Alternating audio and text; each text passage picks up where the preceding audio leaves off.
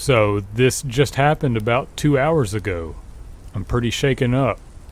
To give a little background, I'm a film student in college right now, and me and my buddies are always trying to find new locations to film our movies at. I make horror films, so all the places I'm looking for and exploring are abandoned. And tonight, me and my group of friends, there were 10 of us total, decided to check out this abandoned hospital down the street from our school. They had been there before and said it was a great spot for filming, and I should check it out. Tonight was that night.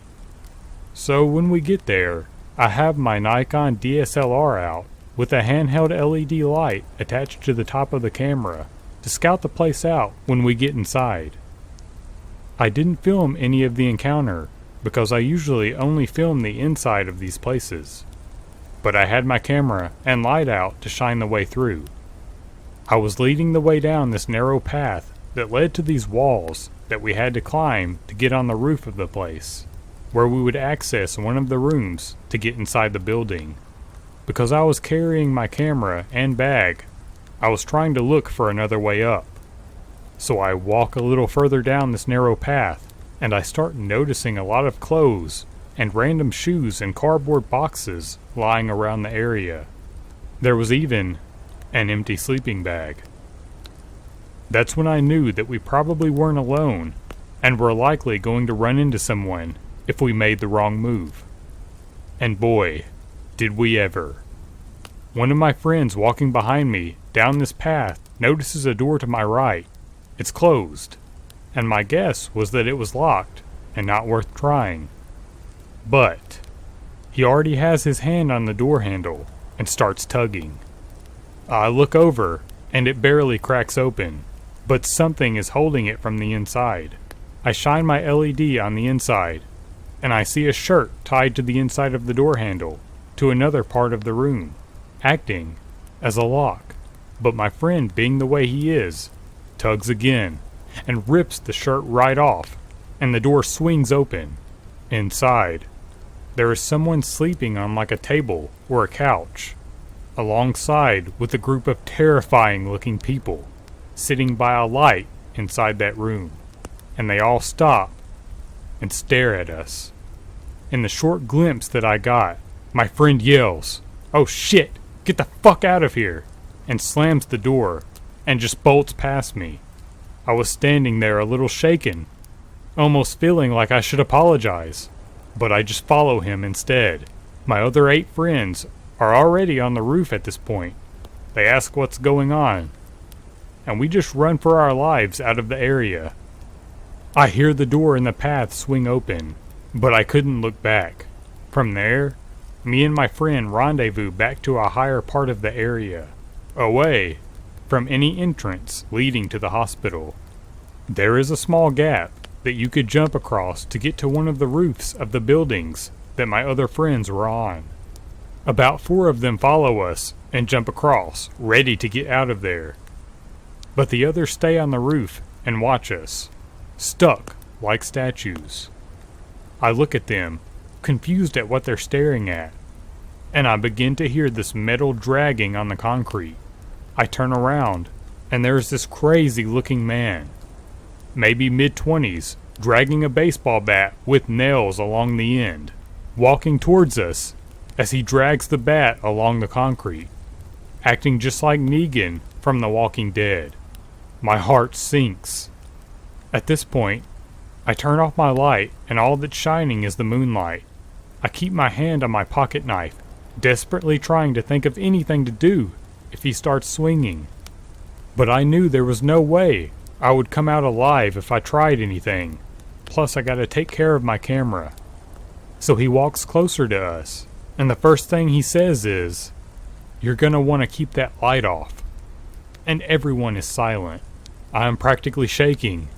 He then starts circling around us, and he says, "You guys are never gonna come back here, right?" He walks past me and sees the camera, and raises his bat saying, "And you're gonna put the fucking camera away." And I just barely say, "Yeah, it's off." He looks over to my friends watching on the roof, past the gap, and he points to them, and he says, "Jump." And they stand silent. The guy says again, "Fucking jump across right now. Just run and jump. You'll make it." Keep in mind the gap doesn't look that bad, but the drop is fatal if you don't make the jump. And my 4 friends are all staring down at the drop, fearing what could happen. One of them says, "I don't think I can make it." And the Negan guy replies, "Run and jump, or else you're gonna regret it." So my friend steps back, runs, and barely makes the jump.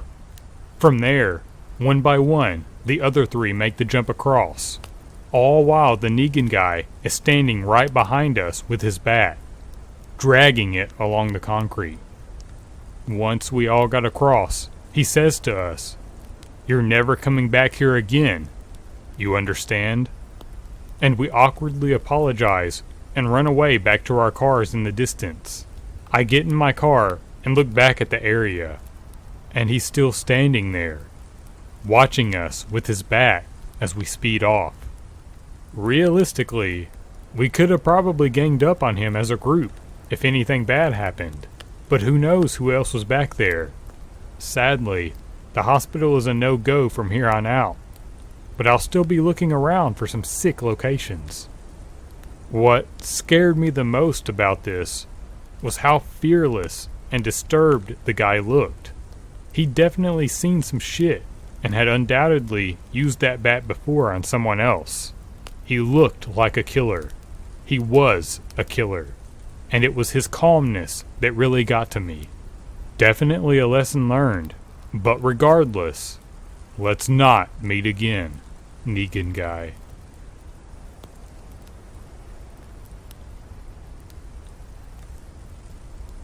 Abandoned buildings are amazing.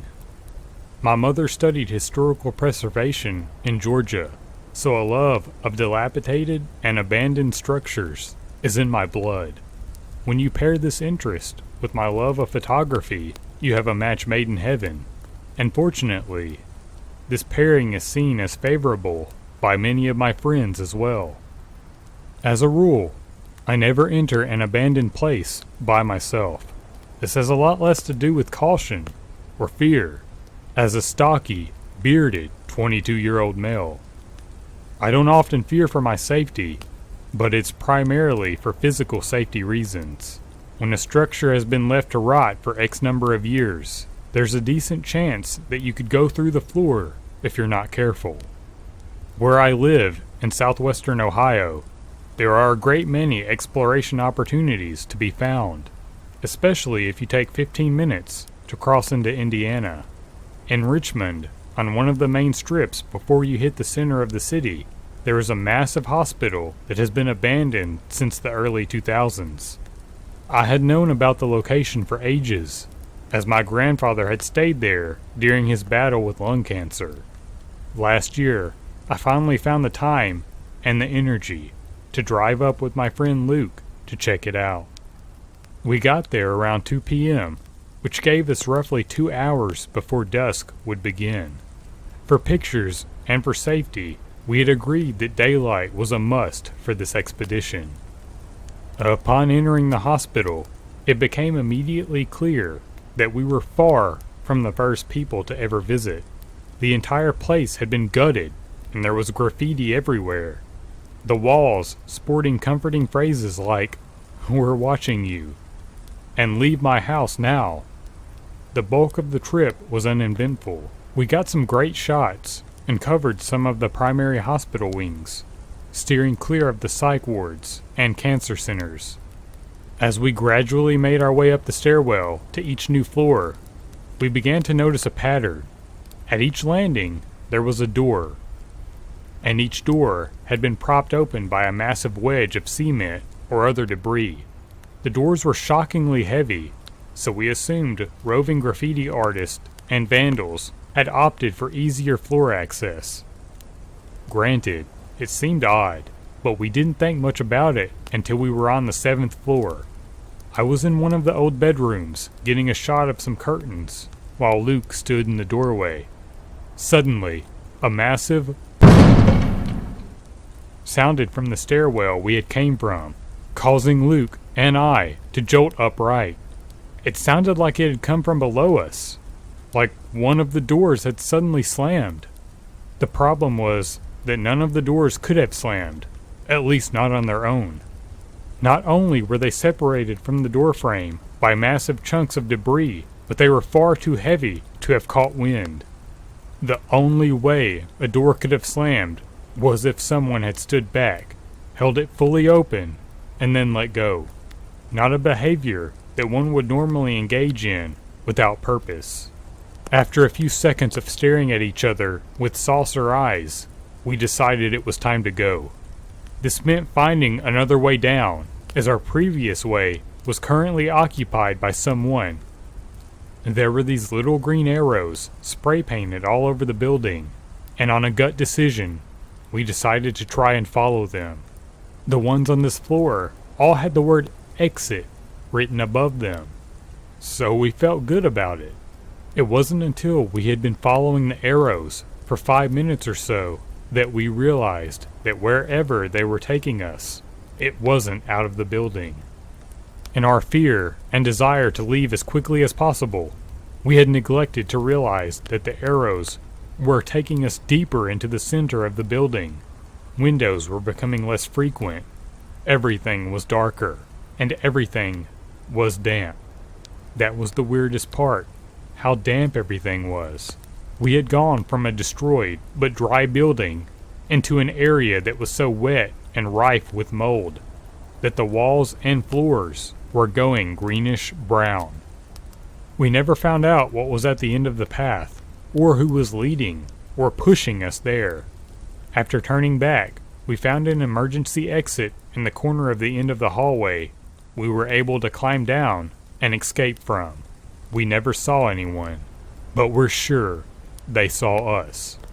The hospital was mostly windows, which means that literally anyone looking out would have been able to see us coming and going. I'm glad we didn't go further into the dark, wet areas. Who knows what would have been awaiting us there, but surely it wouldn't have been anything good. The door, the spray paint directions, it all seemed too sinister and intentional to be anything like an innocent vandal's prank. The entire time we were following the arrows, something just felt off. The hair was up on my neck, and I was frankly terrified. So, whoever decided to stalk us and trap us in this abandoned hospital, let's not meet, ever.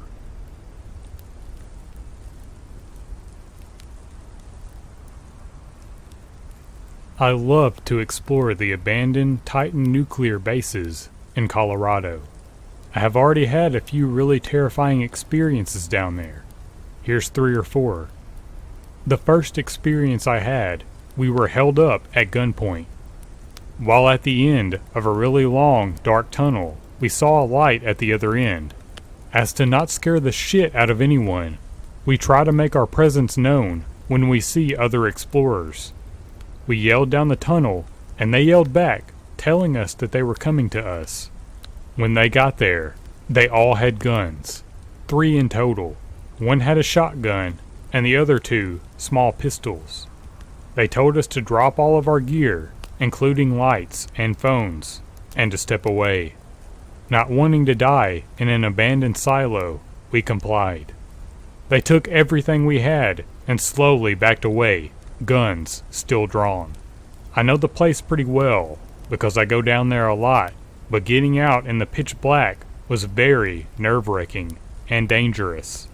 If it was anyone else but us, since we knew this place inside and out, they most likely would have seriously injured themselves or even died.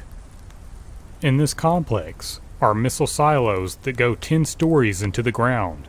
Most of them are filled up with water and other nasty shit. Around the sides of these silos are old pipes and air ducts hanging off the walls. Being the dumb guys we are, we like to climb on them to get to the otherwise inaccessible rooms. My buddy held the light for myself and one other. As we climbed, my friend lost his footing and fell about 30 feet into the water below. He didn't surface for about 15 seconds. The 15 longest seconds of our life. He was able to grab some pipes and climb up to us as we helped him out. He left everything he had, besides his pants and shirt there, because we didn't know what all could be in that water. He had cut his leg pretty bad on something in the water, and we rushed to a hospital. We got there in time to get the cut cleaned, and luckily it did not get infected. We did not tell them we were exploring the silos. We told them he fell at a construction site. I know this was probably stupid, but we didn't want to get in trouble. He got a really bad cold for the next few weeks. We like to take people down there who have never seen it and give them tours. We even mapped it out and studied the history of it to give them a real cool experience. We were taking a few girls down there. In total, there were 6 of us.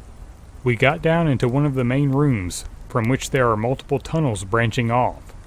Right at the entrance to the tunnel that led to the silos, there was a hatch door that had broken off the wall and was laying on the ground. There was a decent-sized puddle of blood on it. We touched the blood with gloves on, and it could not have been more than a few hours old. There were splotches of blood leading away from the puddle. The most unnerving part was that it led deeper into the complex, not out of it. We, being the idiots we were, decided to follow it. It led to one of the silos that did not have much water in it. It dropped about 50 feet into the ground before being too dark to see. The blood was covering the ledge right next to the drop, the rope that chained the drop off, and a bunch of the pipes on the walls. We looked all over for the source, hoping that no one was injured. We couldn't find anything, so we noped the fuck out of there real quick. I went down there alone once, and only once. Adjacent to the circular silos are these circular rooms that are 3 stories with each floor connected by a ladder. Outside of one of the rooms was a bunch of water filling a tunnel. Something about this water was off. It was much darker and seemed to be more still than any of the other water there. You would drop things in it and through a greenish haze see them ever so slowly sink to the bottom. Sometimes just staying suspended above the ground by whatever the fuck nasty chemicals are in the water. Inside the room on the top floor was this huge demonic painting. It depicted a girl with her ribcage exposed and her organs falling out, forming the head of another girl below with arrows going through her. There were goat skulls and all sorts of creepy shit. I went there alone just once. I sat in that room in the pitch black for about an hour and just listened to the silence. The vibes I got were fucking crazy. Nothing really happened, but I had never felt more hopeless, alone, or scared in my entire life.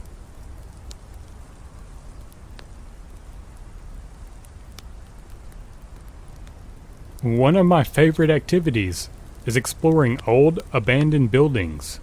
I've seen quite a few strange things during these trips, but one experience still creeps me out to this day. A few years ago, I found a long-forgotten water refinery through the help of online exploration communities and Google Earth.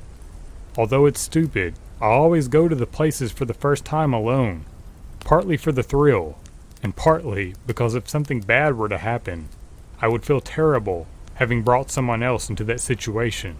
So, I make plans to head there the next day, after my class is let out.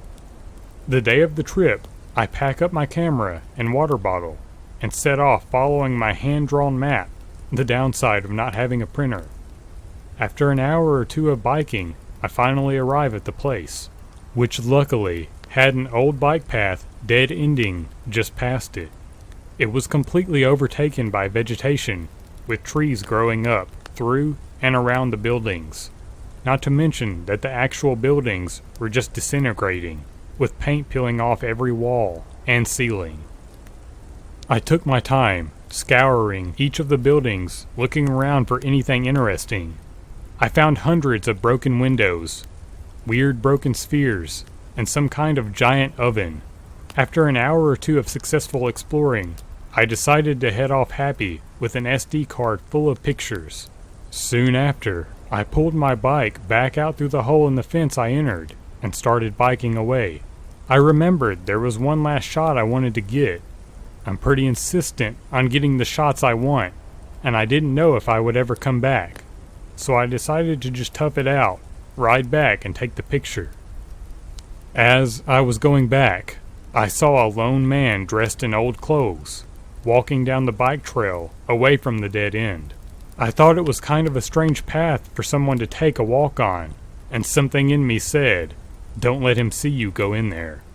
I biked past him and gave him a slight head nod and figured I'd bike all the way to the end of the trail, turn around, and by the time I got back, he'd be long gone. Having continued in the opposite direction, I leisurely take my time, get to the end, and turn around. As I head back towards the hole in the fence, I see him there, staring at me, and walking back toward the dead end from which he came.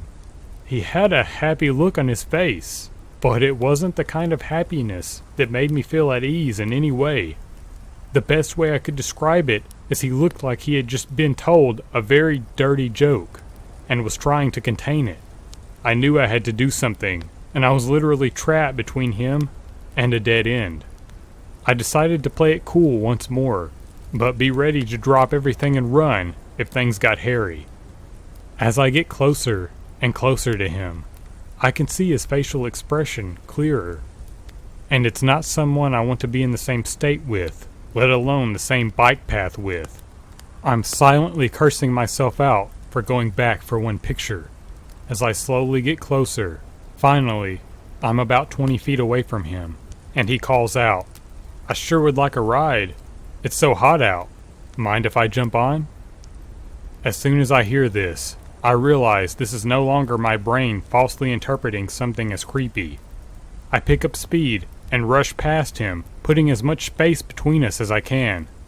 Now long behind me, I see that he's once again turned and is following me. At this point I bolt, sprinting down the bike path back onto the road.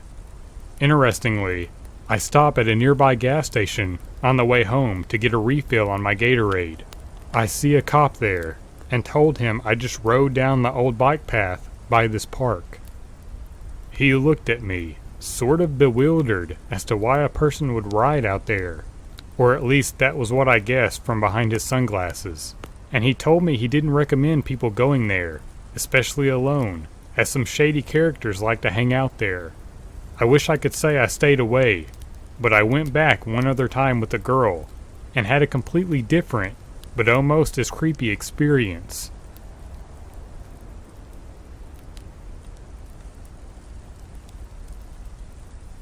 This happened in 2001, on Halloween. Halloween night, to be specific.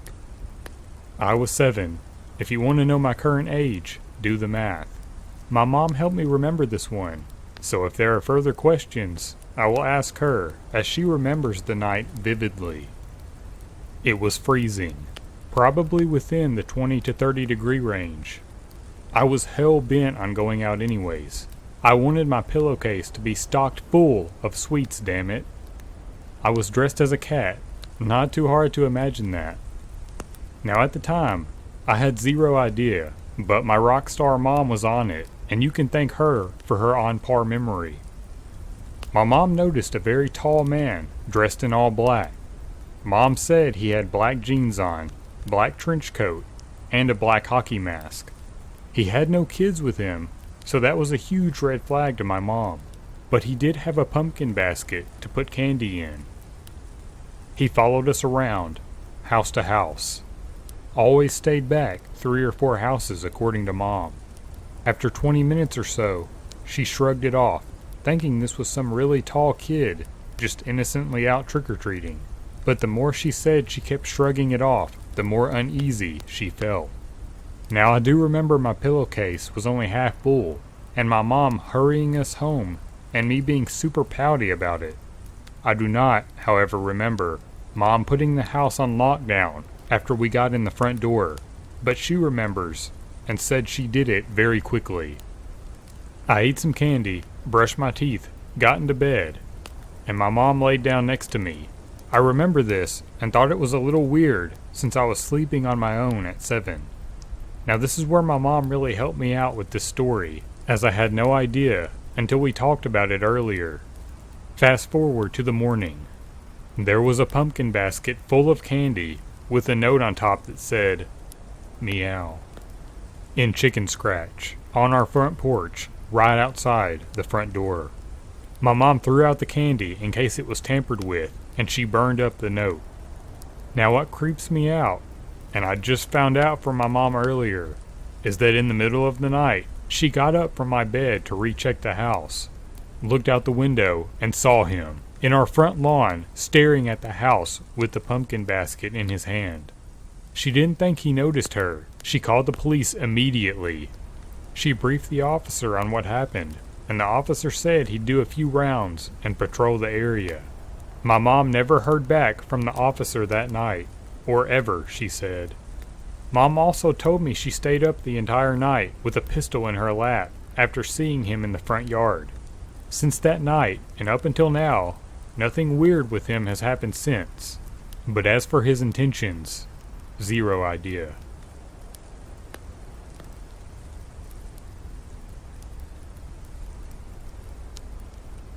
Last year, around the weekend of Halloween, October 28th, I was late to show up to a friend's Halloween party. I had a supper to go to, right before completely across town. When I left, it was about 10 p.m., and I had an hour drive ahead of me. But if I took a shortcut into a not-so-safe part of town, I would save 25 minutes. Big mistake. As I'm waiting at a red light in the sketchiest part of town, I look over to the sidewalk and I see 3 men, dressed up as the Purge, heading towards my vehicle. I look around me and I see that there are no other cars nor pedestrians. These guys start coming over to me faster now, all of them carrying weapons. One had a baseball bat, one had a crowbar, and one had an axe. Whether they were just playing a Halloween prank or not, it was still the scariest experience of my life. Especially because right before the light turned green, they approached my window, and one of them tried pulling on my passenger side handle before I peeled away. Prank or not, guys from the Purge, let's not meet again.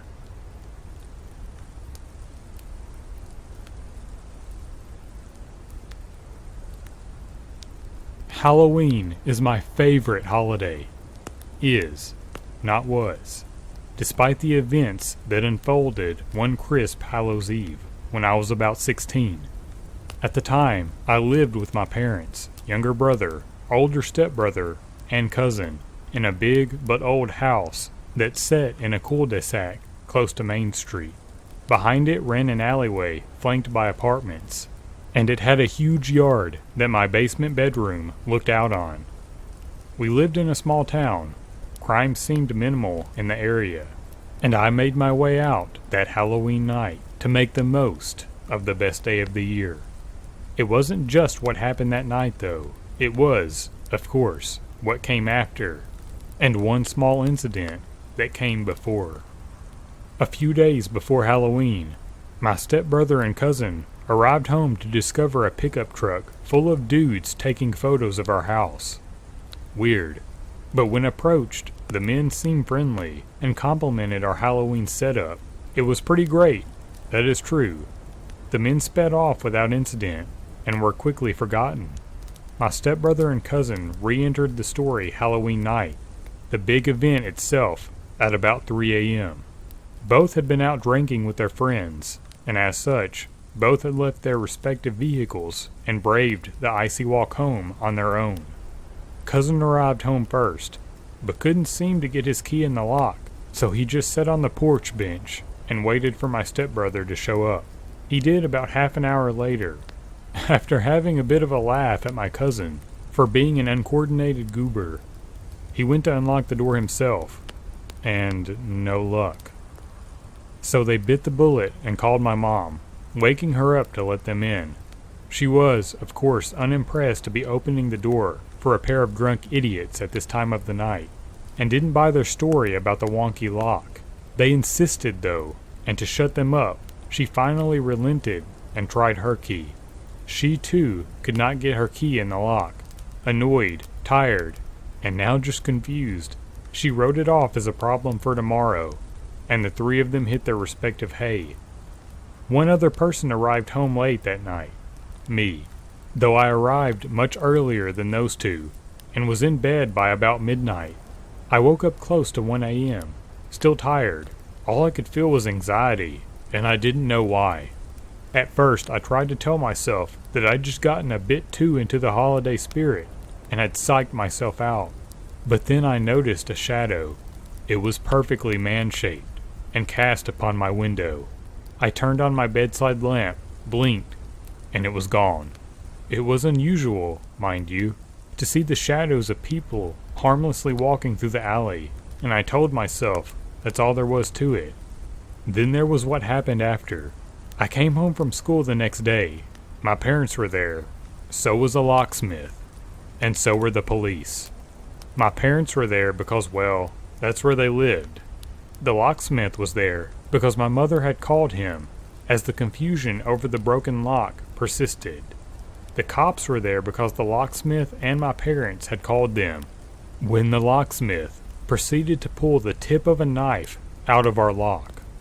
I was relieved to see that's where the knife tip had ended up, though, as they discovered, 2 of our window screens had been slashed, one on our garage, and one on my bedroom window.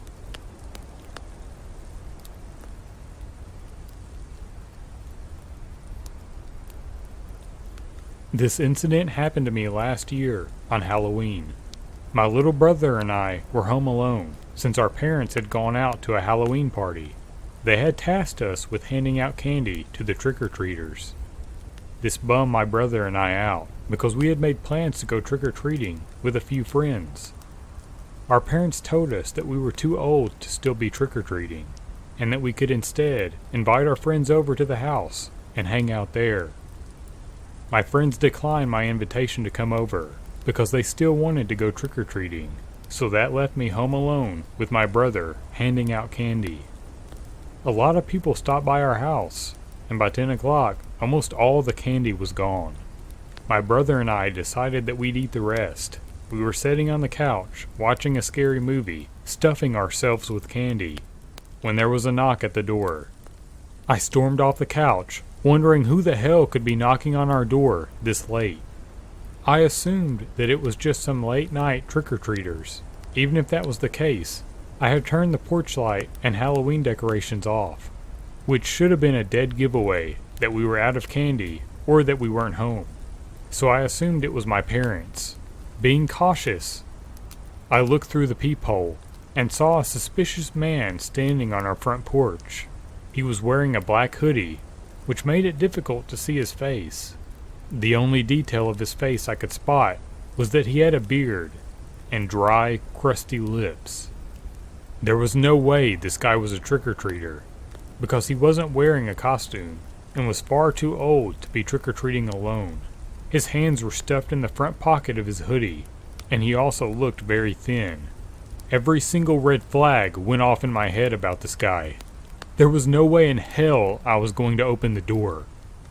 Still looking through the peephole, I watched as he knocked on the door again. He seemed desperate for us to open the door, and was shaking a bit. It wasn't cold outside. Definitely not cold enough for someone to be trembling.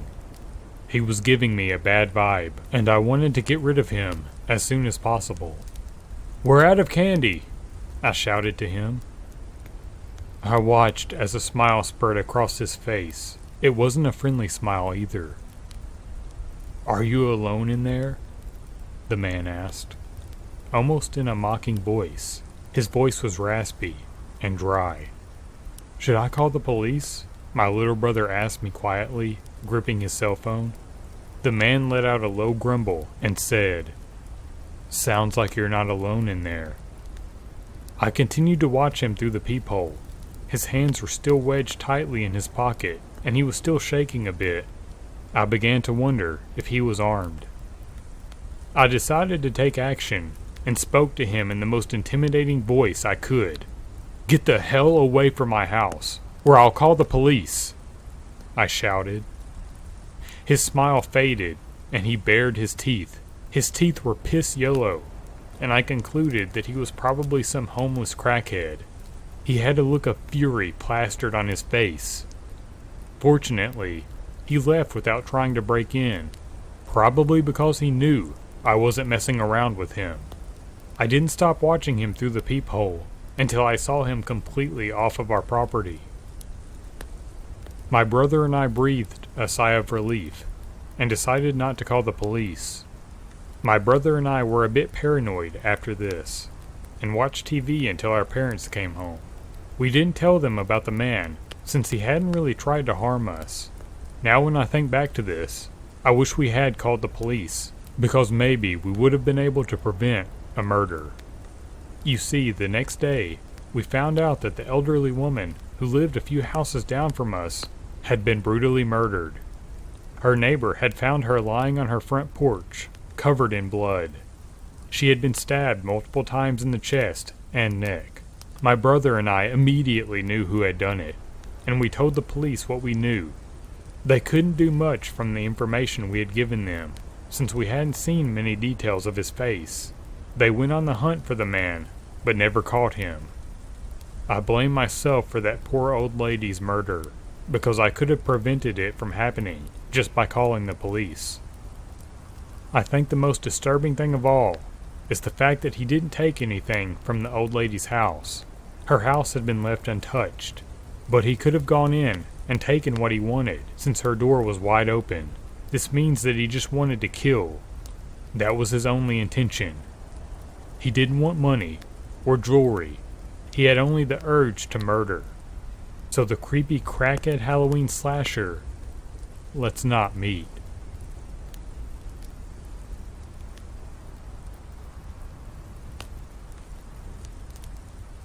Let me clarify. This happened during my college's Halloween celebration a few years ago, and is the most terrifying experience of my life. One of my roommates, some friends, and myself left to go to a party around dusk, and we were catcalled by a group of 3 drifters, homeless people. We thought nothing of it and went on our merry way.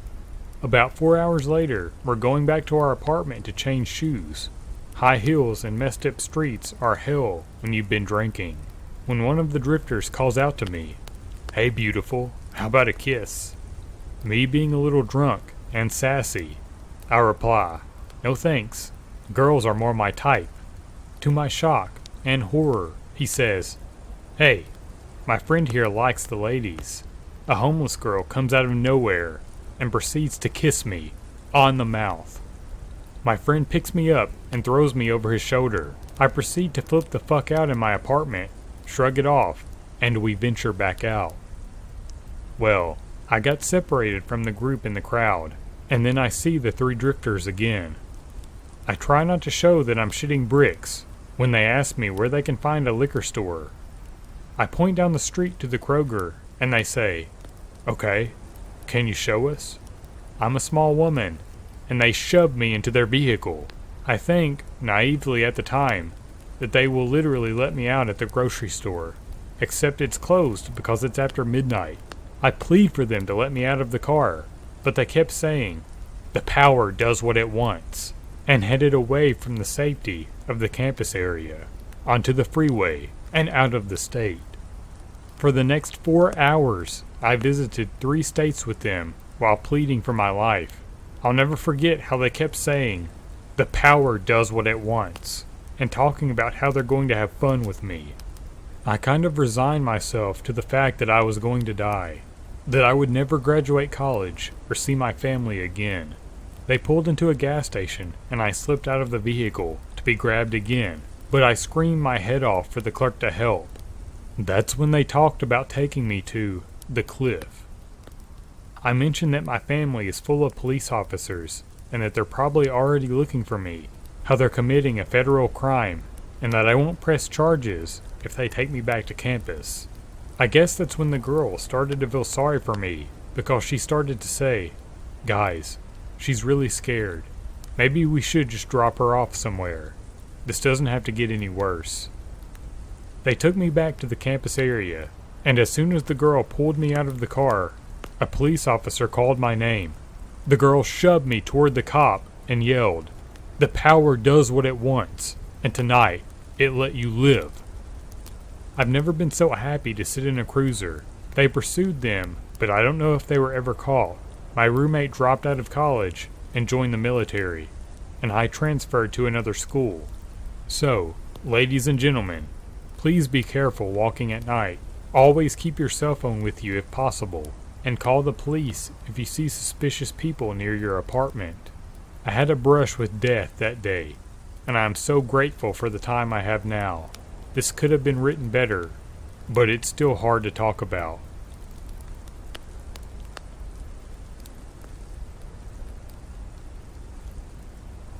I have more under my belt, but here's a memory from when I was younger. My dad was the coolest guy on the block, probably because he was one of 3 black dads who lived in our town. The population is around 98% Caucasian, and that's not an exaggeration.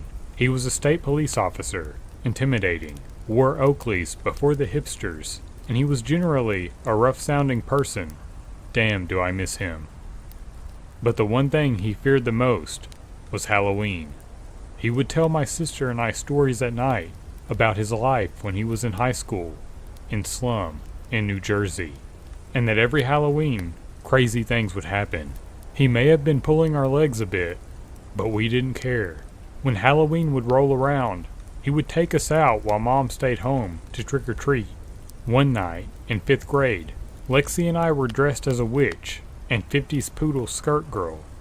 Dad held our hands, walking to the last street when I realized I had lost Mom's scarf she'd let me borrow.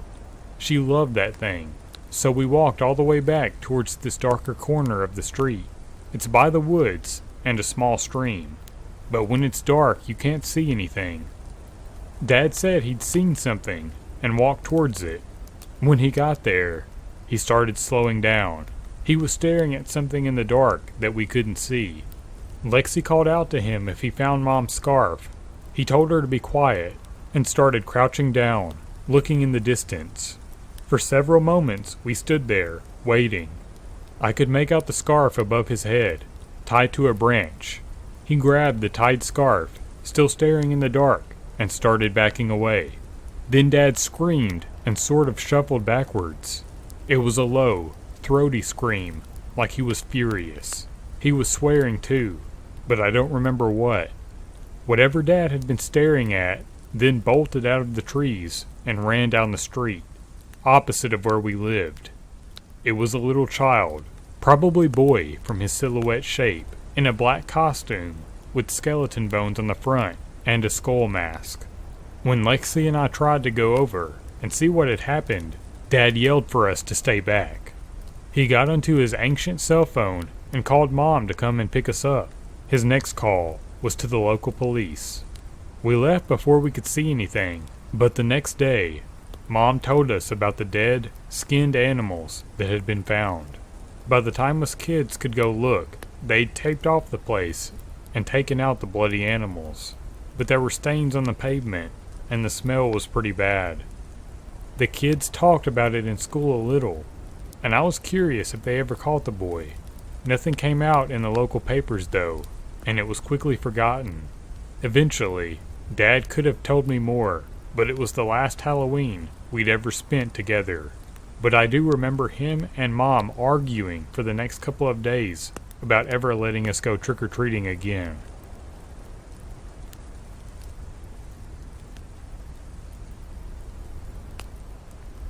I used to work at a place which required to be manned 24 hours a day. Reason being is that I handled sensitive documents and files, and if somebody needed this information in the middle of the night, I would have to fetch it for them, or confirm I have it. Anyways, security is kind of tight. Bars on windows, multiple locked doors to get to where I am. They would give me work to do during the night, but underestimated how quickly I could get it done.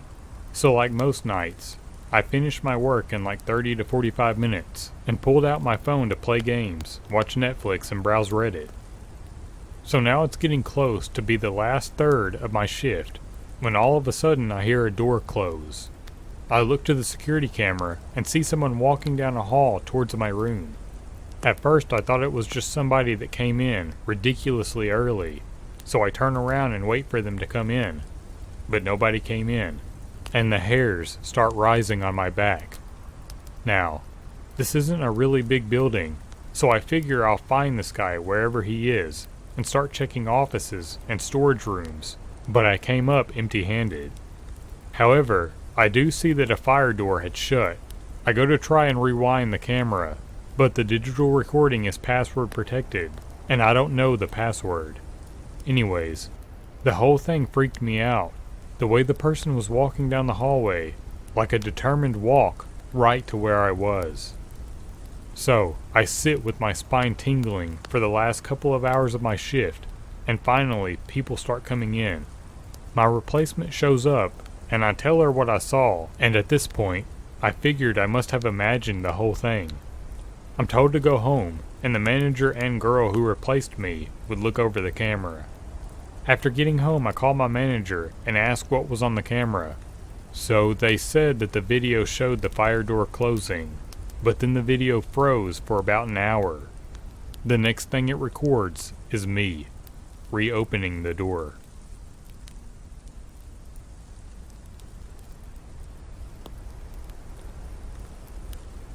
I used to work part-time doing surveillance work for an art gallery.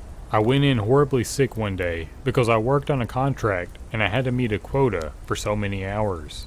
Otherwise, I'd have to make it up elsewhere, which was borderline impossible for me because I only had free time on weekends when they were closed.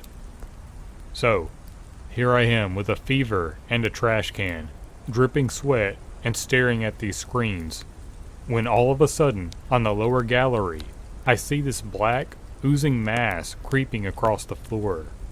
It just kinda slithered across the brick, up the wall, pooled into a perfect circle in the middle of the room. Then, it stood up into this weird, elongated shadow person with spindly arms and no eyes. It looked up at the camera, then very rapidly melted back into the floor, and bolted toward the hallway that led to my desk. I screamed bloody murder, then I threw up. Also, no, that thing wasn't really there. I was just way sicker than I thought. It was a fever hallucination. My boss came in and sent me home shortly after, and I actually still used that weird gangly thing my brain came up with as a motive in some of my art.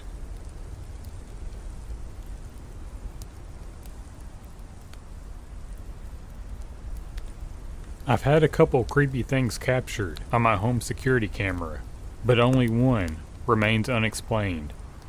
My husband was home and was getting ready to walk out. To give some background, the camera was on the kitchen counter, facing the door leading to the porch and out of the house, and another door leading to a bedroom. He made a quick stop at home, and when entering, he noticed the bedroom door slightly closed and the light was on. You can see him turn off the light and open the door more because that's where the pet's food was. As he was walking around in the kitchen, both the cat and dog are following him to get attention, and in the background, you see the light come back on in that room, and the door slowly closing itself. No windows were open, that door wasn't on a slant, and never did that before, and both pets were at his side when it happened. He didn't even notice it until later when he played the video back.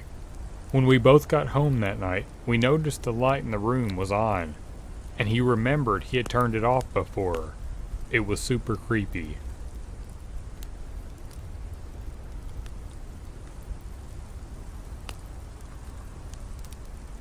I did overnight security for my college while I was taking classes.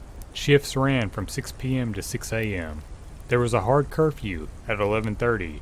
At that point, the doors would lock, and I was the only one for someone to gain entry into both dorms. Other than catching curfew breakers, my job was to patrol the grounds and make frequent checks of all the doors. If a door was found unlocked, it was then my duty to search the buildings for students or possible trespassers. Now it is worth mentioning that my college was nestled in the middle of an upscale residential neighborhood, an old neighborhood. That being the case, the majority of our buildings were super old mansions that were purchased back in the 40s and 50s and repurposed into classroom buildings, libraries, and offices. All kinds of creepy stuff happened all the time. Lights would turn off and on frequently in a couple of the buildings. Students who stayed late in one building in particular often reported noises and other strange phenomena. You get used to that stuff pretty quick. You rationalize the creepy away and get on with your night. But I, a skeptic and rational thinker, had a couple of instances that still bother me. For the sake of time and space, I'll tell the shortest. That one building I mentioned earlier that students complain about, it was a weird one. I had several strange experiences in and around it. One morning in particular, at around 4 a.m., I was doing a round of the campus. As I walked past the building and approached our auditorium, I felt that weird feeling that you get when someone is staring at you. I turn and look at the problem building instinctively. I see motion on the third floor at one of the windows. My eyes focus and see a person open the window and proceed to wave at me. My rational mind thought, maybe a faculty member came in early. All doors were locked, and nothing was out of place when I checked it 5 minutes before. That was the best explanation, so I waved back and continued my round. I almost finished my circuit when I come across a resident of the neighborhood who is walking their dog. He stops me with some social niceties. Then out of the blue, he mentions that he walked past the problem building and someone opened the window on the third floor and waved at him. Said it creeped him out. So I got to thinking about it. No lights were on in the entire building. All entryways were locked and in order. I immediately went to search the building. Didn't hear or see anything strange. That is, except for the fact that the window this person opened and waved through was nailed shut. If that man hadn't mentioned it, I never would have given it much thought.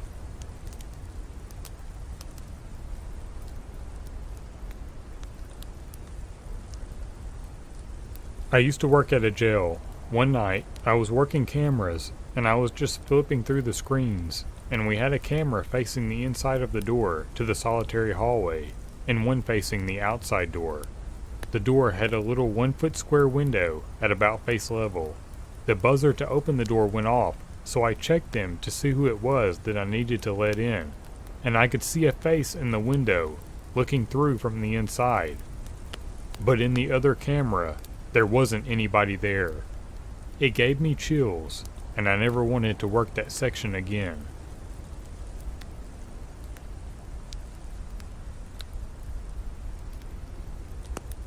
I worked at a popular thrift store for a few years. I'd been a customer for even more years, and had always heard various stories that it was haunted. Never saw anything in person, but at one point the entire staff was all up in arms over a piece of footage caught overnight.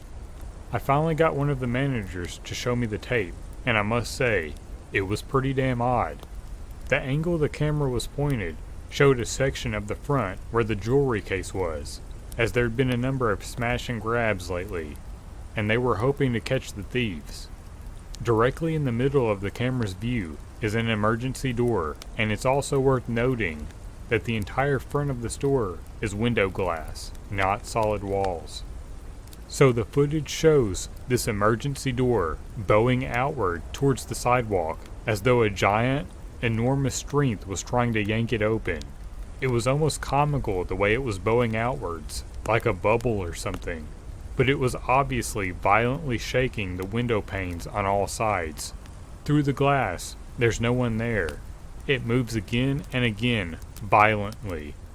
Either someone was trying to get out, or something was trying to get in.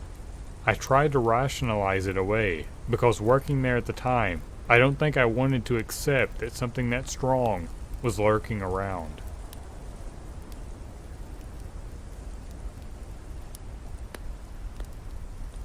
I worked in a maximum security prison for a while. I was assigned to central control one night, which is where the camera screens were.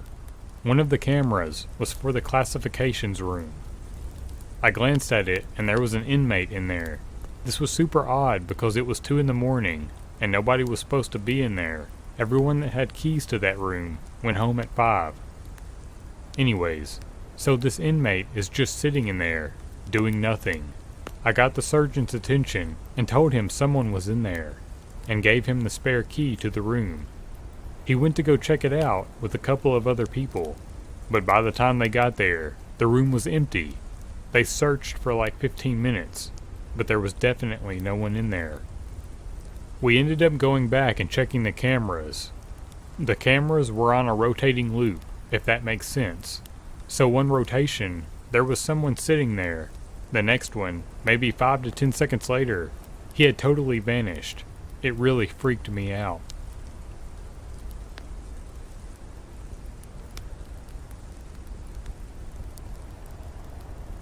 I used to have an apartment pretty close to my office. The office building was kind of in a business district, but it was also kind of off on its own relative to the city's commercial district footprint. I sold the apartment, and before moving into my new home, I left my bicycle chained to the building's bike rack. It was only going to be there for a few days before I was able to move into the new place. Anyway, one day in the middle of the week, I come into the office, walk past the bike rack, and notice that it's completely empty.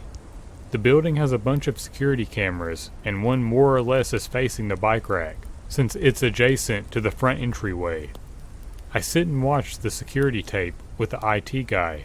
We're watching. See everyone leave the office the night before. See the bike. Keep watching. Then all of a sudden, poof. Bike gone. We slowed the tape down, and it seemed like when you're watching digital cable or satellite and the image gets garbled. Literally, it was bike there, then poof, gone.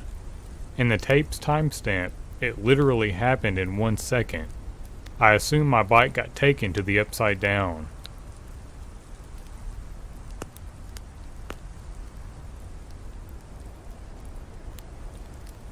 This happened a few years ago, before I started working at my current job. The elevators in my building go down to the first and second basement. Late one night, one of our security guards spots a group of people heading into the elevator at level 4. He thinks it's curious, because nobody is supposed to be in the building after midnight, so he keeps a close watch on all the lobby cameras to see which floor the group alights at. The doors open at basement 2, but nobody comes out. The second guard scurries down to the elevator doors while the first guard keeps his eye on the cameras to make sure no one has left. When the second guard gets to the basement elevator, he looks puzzled and searches around. He comes back to the guard station to confirm that it's empty. Putting the building on lockdown, the 2 guards spend the rest of the night combing the building together, but they were unable to find anyone or anything. They decide to call the police, who review the footage and see the same thing. In the end, the sightings was still unexplained, but my workplace decided to stop being cheap and install security cameras in the elevators too.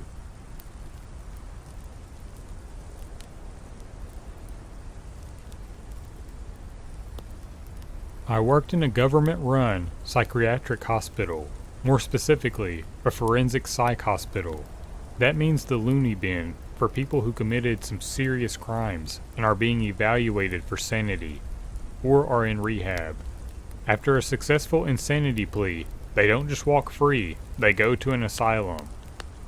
Although I did direct patient care, I sometimes picked up shifts to work nights and man the control center, which contained live feed of all the security cameras. For our highest risk patients, there were cameras in every room. Here's a couple things I saw. Patients having very animated, emotional conversations with unseen others in the middle of the night, in the dark. I don't believe in ghosts, and I know it was just schizophrenia, but it was still kind of spooky. A guy who was in full bed restraints after assaulting another patient had flailed so violently that he flipped the bed over on himself. It was a heavy plastic bed that wasn't bolted to the floor, so we could adjust the position of it. That one sucked because some of the restraints came loose, and my coworker still had to flip the bed over and re-restrain him. He got a nice shot of Ativan after that. There was another guy, painting pictures with his own feces. We didn't stop them. Everything could be cleaned, so we just let him finish, and then we put on special suits for restraining him and forcibly cleaning him. Another guy was laying down in his room on the floor. He flipped his legs over his head and started peeing into his own mouth. And probably the worst thing I saw there, suicide attempts, via smacking their head against a concrete wall. Those suck to watch. A brutal way to try and off yourself. I worked there for about a year, but I would never do it again.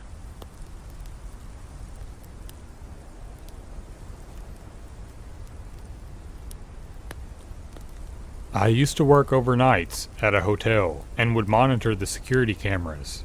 They would detect motion and a little indicator would blink when motion was, well, detected. Anyway, it always gave me the creeps when I'd hear the elevator ding.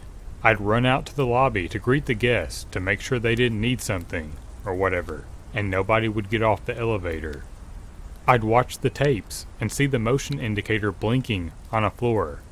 Then see the elevator open on that floor. Then see the elevator open on the ground floor, and the motion indicator blink on the camera down the hall. It gave me the heebie-jeebies. Also, one time I was in my office in the middle of the night, and it sounded like someone banged on the door with the side of their fist. Just one single slam. You can see me reacting to it on the video. My head whips to face the door where the sound came from, then immediately whips around to stare at the camera to see who the hell was outside my door. There was nobody there, and none of the motion sensors had picked up anything. Not fun finishing the rest of that shift.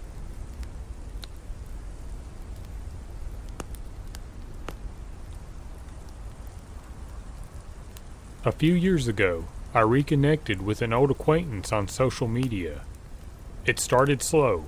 He'd like things that I posted every now and then, which grew to him liking almost everything over the course of a few months. I took it as a cue that he liked me, but was too shy to make a move. It was cute, but not something that I paid much attention to. He generally posted cryptic lyrics, and we didn't have much in common. Around the same time, I started to get that cliché feeling that I was being watched. For reference, at the time I lived in a house in the woods. It would be very easy to hide in the bushes. Our lawnmower wasn't the best, but it worked. You could adjust the height of the grass, and somehow that mechanism broke while my brother was out mowing the lawn. So we ended up with some weird patches of bald grass. No big deal. Later that night, though, I saw a post from that old acquaintance about patterns in the grass. It seemed like a song lyric, but I couldn't find any song that matched up with it. I didn't think anything of it until I was outside the next day and realized our lawn had some strange patterns after the mishap. I, being a big old paranoid weirdo, got a bit freaked out. I tried to calm myself down. It was probably nothing, right? Plus, what could I even do? It proved nothing. A few nights later, I had that same creepy feeling, and so I went out on our porch. It's large. There's no easy way to sneak up, so I felt pretty safe. I waited, listening for anything. And then I sort of just started yelling, like he was there. I said that I thought he was really creepy. I talked about all the terrible things I would do to him if he ever made the mistake of coming near me. And then I went back inside. I know, it sounds dumb, but then he unfollowed me from all social media, stopped liking everything I posted, and left me alone. And when I went to his profile, he deleted that song lyric about the patterns in the grass. Maybe it was all completely coincidental. That's what I'd like to believe. Maybe he finally got sick of my ramblings, and that just happened to coincide with my speech. Or maybe he was out there in the woods, watching and listening.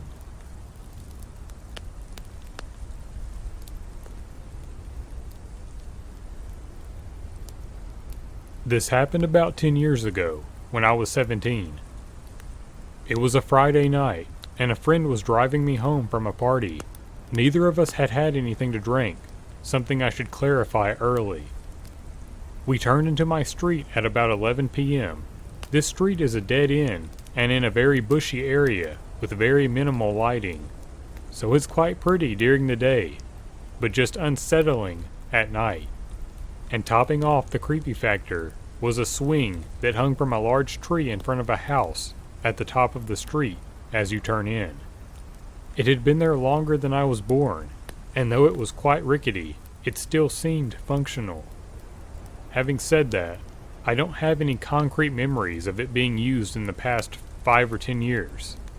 I'd always joked about how creepy this swing was to people when we went past it, but this time, it was even creepier, because as we drove past, there was a little girl sitting on it. She looked upset, and just had her head hanging down, slowly swinging, but not lifting her feet off the ground. She slowly looked up as we drove past, and kinda gave a glare. She would have been no older than 8, and as unusual as it was for her to be out this late, my friend and I both assumed she had a fight with her parents, and was sulking outside or something. And ultimately, we just didn't really care enough, or think it was that important at the time. My friend kept driving for another 15 seconds, till we reached my house halfway down the street. About 250 meters from the swing, we stopped outside my driveway, facing the top of the street, but as often happened, we ended up sitting in the car chatting about school, girls, and all that stuff that felt super deep and meaningful at that age. About 10 minutes into our conversation, we noticed some movement at the top of the street as the girl got off the swing and walked into the middle of the road. She turned and started slowly walking towards us. As I mentioned, the street was dimly lit, with only 3 street lamps between her and the car, which meant that for several seconds while she walked towards us, we couldn't see her, and she would emerge far closer than she had been before she stepped into the darkness. I drew attention to it and joked about how creepy it was, my friend laughing along. The ring had only come out a couple of years prior, and the fact that she was pale and in a white dressing gown just insinuated it. Really, the only difference was her wispy blonde hair. As she emerged into the light of the second closest street lamp, about 100 meters away, the tone definitely changed. We were both still laughing somewhat, but it was definitely more nervous, and we were whispering, "Oh crap," as she got closer. It was far less funny, because somehow, this little girl clearly wasn't a little girl. She was an adult woman, probably in her late 50s, early 60s. It was unmistakably the same person that was on the swing. We'd seen her get up off it, but it was as if she had aged 50 years as she walked down the street towards us. She was clearly looking in our direction, but squinting because of the car's headlights, so she probably couldn't see us directly. The woman was now about 20 meters away, and I could see her a lot more clearly in the car's headlights. She looked slightly haggard, and the outside of her eyes were reddish, as if she'd been crying or hadn't slept for a while. As she drew closer to us with each meter, I couldn't stop thinking, that was 100% a little girl 20 minutes ago. What the hell? These were all thoughts I didn't verbalize at the time, but it was clear we were both getting creeped out. When she was about 5 meters away, my friend turned the engine off, locked the doors, and turned the headlights off. Continuing to nervously giggle, we slouched into our seats as the woman scowled in our direction, walking right past the car, mumbling something to herself. After about 5 seconds, we sat upright again, laughing at the situation now that we were more confident it was just creepy and not dangerous. My friend commented she seemed drunk, which I accepted, and we continued to talk for a few minutes, but I was still somewhat unsettled. I didn't look back to see where the woman was, but I knew this was a dead-end street, and there was nowhere for that woman to have gone. I knew for a fact she didn't live in any of the houses that way, but hoped maybe she was just visiting or something. By this stage, my friend and I had shifted in our seats, so we were facing each other. Then suddenly, like a jump scare in a horror movie, I saw the woman quickly emerge from behind my best friend's head and stare right at me through the driver's window. She cocked her head as if she was curious at my reaction and leaned forward till her nose was almost touching the glass. I was in utter shock, jumping up and shaking the car. My friend's eyes and mouth went wide as he slowly turned around, but by then, she had stumbled about a meter away from the car and was no longer looking at us, so it was far less disturbing to look at, all things considered. We sat in silence and just watched her continue to stumble off until she was in the gap of darkness between the first and second streetlight. Even after waiting about 5 minutes, we never saw her emerge, but we called it a night. Me bolting from the car to my house, and my friend driving off at full speed with his doors locked. Since then, I've told a few people that story as a fun anecdote about how freaky my street is. And every time I pass that swing to this day, I think about it. I've reconciled that clearly we didn't just see the woman properly at first, and she wasn't the young 8-year-old we thought we saw. But when my friend and I still talk about it, there's an underlying sense of, nah, we totally did see her, every time.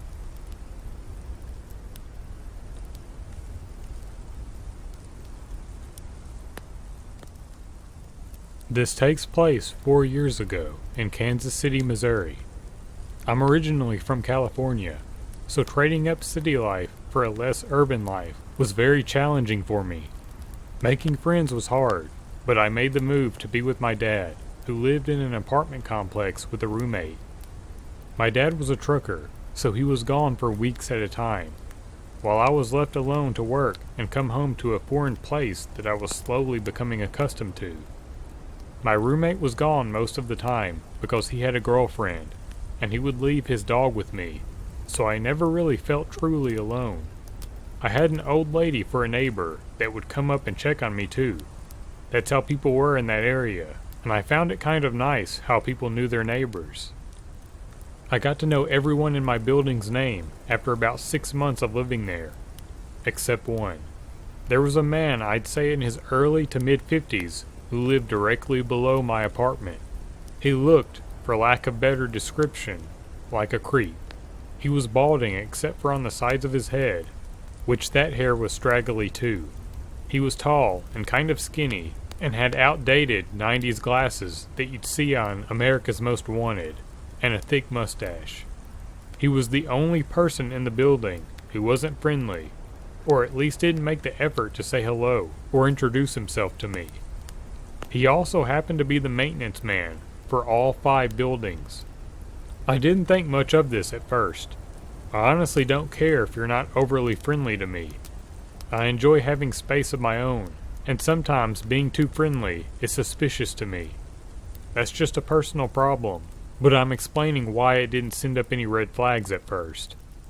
One day when I was pulling out of the driveway to go to work in the morning, I noticed across the large lawn that led to the door to our buildings, the maintenance man was standing in the center, staring directly at me.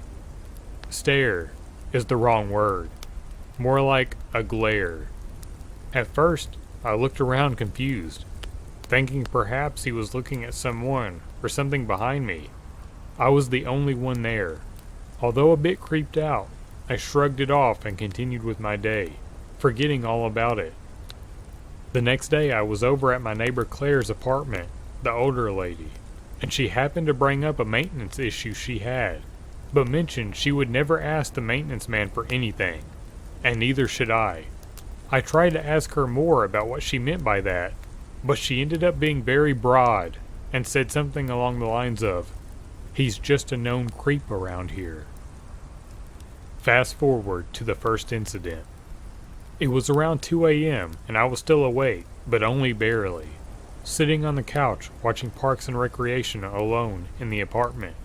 I was starting to drift off into sleep when I heard a soft noise near the front door. Thankfully, the show was very low in volume, because normally I don't pick up on quiet noises most of the time. I turned off the TV and began listening. Next to the living room, on the right side is the patio area, and on the left is the kitchen and the front door. The light from the moon and outside lamps were flooding through the patio glass door, so I could see the doorknob to the front door moving.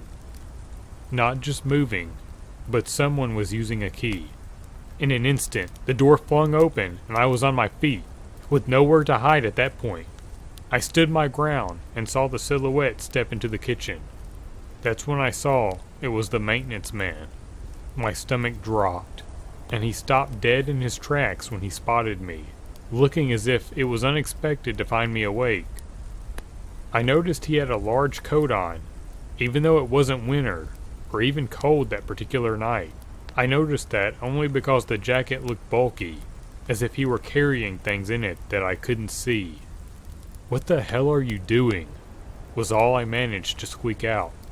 I was shaking, my knees feeling like they were going to give out. For reference, I was a 22-year-old woman standing a whopping 5'4", with no way to defend myself at all from where I was standing. He looked shocked, which made me feel like I had gained a little power from the situation. He retorted confusedly and angrily with, "Your toilet is making a loud noise that I could hear from my bedroom." I was angry and terrified and only reacted with more anger when I saw him scrambling for excuses. "So, you just let yourself into my apartment at 2 in the morning? I'm reporting this to management first thing in the morning." He stepped closer to me then. I backed up a few steps, but still stood my ground, quickly turning on the light closet on me, so he could see my fury. "The toilet is rumbling. I need to check it. Now." Now I was trembling so hard I could barely stand. I had adrenaline and anger and fear all coursing heavily through my body. "Get the hell out." He started to take the liberty to look around the kitchen where he was standing. My head immediately thought, what if he goes for a knife? And that's when he said it. "I can come in whenever I want." The sentence makes me shiver to this day. I didn't know what to do, and felt the power over the situation quickly dwindling down to a bad feeling that something bad was going to happen. "If you don't get the hell out of my apartment right now, I'm going to start screaming as loud as I can." My voice was cracking and shaky, which made my heart drop into my stomach.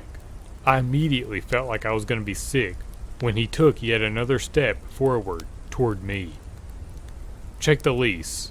I can come in whenever I want. I'll see you later." He winked at me, creating a wave of nausea, and I felt faint. He slowly turned and walked out, closing the door behind him, and even going far enough as to lock it from the outside with his extra key. The next day I contacted management as soon as their office opened. I could tell the conversation wasn't going anywhere when the manager sounded irritated right off the bat. When I told her that the guy entered my apartment illegally, she cut me off and told me that they do not allow any illegal activity, and take what I was saying very seriously. I thought, yes, I've got him. Until the manager said, "You can't just throw around accusations without proof. This man has dedicated over 20 years to working for this company, and we don't plan on getting rid of him anytime soon. Perhaps if you had read over your lease like you should have." Yes, she was actually scolding me. "You would have seen the clause that states that a maintenance worker has keys to the entire property, and if there is a maintenance issue, they are permitted to access the property at any time of day." This floored me. It couldn't possibly be legal. Of course, I'm from California, and of course, I didn't read the lease carefully. When I moved there, my dad was already living in the apartment, and I literally had nowhere else to go. So if I were to be living there, I was going to have to sign the lease no matter what. So I did. Needless to say, nothing got done. Fast forward again, a few days go by, and I don't see Mr. Maintenance Freak until I do. This time, I'm pulling in after a long 10-hour shift at work. I haven't forgotten about the scary incident, but I had to put it at the back of my mind for the time being to concentrate on other things, although I lost sleep over it. I parked my car facing the large lawn area again and start using my phone for a few minutes. I'm peering down at my phone and glance up for a split second before I see him there. He's standing across the lawn, staring angrily at me again.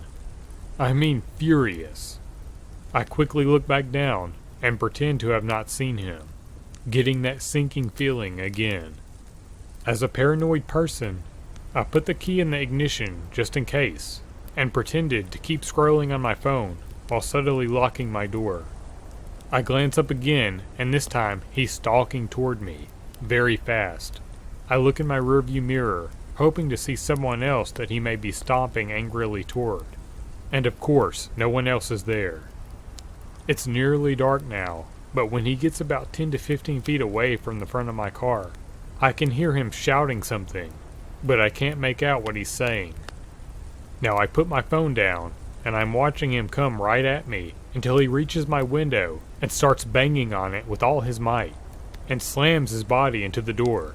He's also fidgeting angrily with the handle, even though the doors are locked. My car doesn't have automatic locks, so I'm praying that all my doors are locked at this point. My hands are shaking so bad that I'm having trouble starting the car. When I finally do, I realize what he's saying, which was a repeated cycle of the following phrases. I'm going to get you. I told you I can come in whenever I want. You really want to take me on? I'll kill you. I peeled out of there so fast, not even knowing where to go. I drove to the next county over, found a motel, and stayed the night there. The next day, I took work off and went straight to the management's office. I told them exactly what happened, and no matter what I said, they didn't believe me. The maintenance man was apparently God's gift to mankind or something. He was a monument to the company, and they appreciated his 20 years of service and dedication to them over him risking someone's life with threats. Long story short, I lost it. I called her a psychotic cunt and ended up getting evicted. I reported all of this to the police, but between the lack of evidence I had and his perfect record shining references from his employers that seemed to love him, the police said there was nothing they could do to move forward at that point. My dad and I ended up finding a nice home about 10 minutes away from that place. I ended up inviting Claire, my older neighbor, to the new house a few months later. She told me that there was a single woman in the apartment before the roommate and my dad had moved in there that also left in a hurry after something happened with the maintenance man, taking photos of her walking to and from her apartment to her car, which she confronted him about, and he told her, I can do whatever I want. I guess in Kansas City, maintenance workers are like God. They get away with whatever they want and have shining reputations. Needless to say, it's been 4 years, and I'm back in California.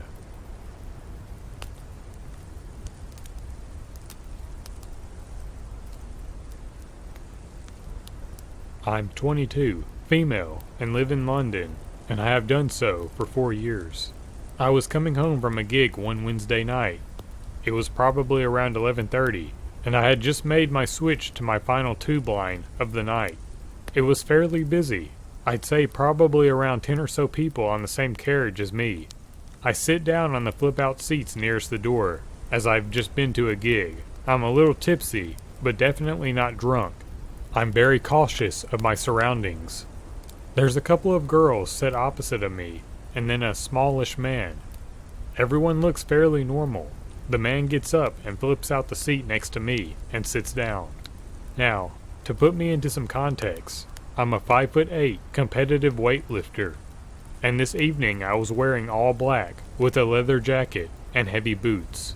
I look like I'm in a lesbian biker gang. If someone was going to attack anyone, I would be a fair challenge. So when this little dude sits down next to me, I'm like, okay, bit weird that he moved from the more comfortable seats to the shitty flippy out ones. I quickly glance over him. He doesn't look crazy. He doesn't smell of anything. He doesn't look high, and he's dressed fairly well. But he sits there, completely angled towards me, like he's turned as far in my direction as he can. I can feel his gaze, like boring a hole into the side of my head. I have my headphones in, and I just look straight ahead. So then he starts twitching, like someone with Tourette's, stifling a tick. So I'm genuinely put at ease for a little while. However, with the twitching, he starts biting his hand, and again, I'm like, just a tick thing. But then he just sinks his teeth in. Flesh, blood, and everything. He loosens his hold on his hand, and then twitches and bites down again. So, naturally I'm like, I'm gonna get the hell off this sealed underground container. So I get off at the next stop. The stop I actually need to get off at is the one a couple after this one. I walk off the platform as if I'm leaving, so he'd think I was leaving. Because I was on the Victoria line, I just assumed another tube would be along in the next couple of minutes. However, it wasn't, and I didn't want to miss the last train home. So I go to another way onto the platform and get back on the same train a few cars down. Now, when I got off the first car, the creepy guy looked at me super weirdly, kind of longingly. I can't even place the kind of look it was really. It just freaked me the hell out. So we get to the next stop, and I see this guy walking down the platform. Now at 11:40 p.m. on a Wednesday night, when you're alone, you barrel down the platform to the exit as quickly as you can move. Nobody really wants to hang out about down there. So when I see the creepy guy just ambling down the platform at the next stop, it tells me something is off. He's walking, looking around, looking dejected. Then he clocks me. It becomes painfully apparent to him that I'd moved down the train to get away from him. Luckily, the doors had just closed. He makes eye contact with me and starts shrieking and banging on the closed doors. Blood from his bitten hand smearing everywhere as the train pulled away. That sight has rattled me and has continued to do so months afterward. So yeah, tube dude, let's not meet.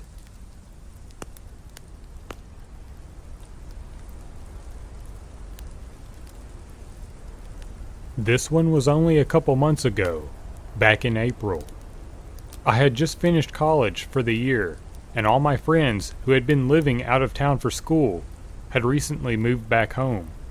There's a park near the lake in my city that we like to hang out at. We usually just park in the parking lot and chat.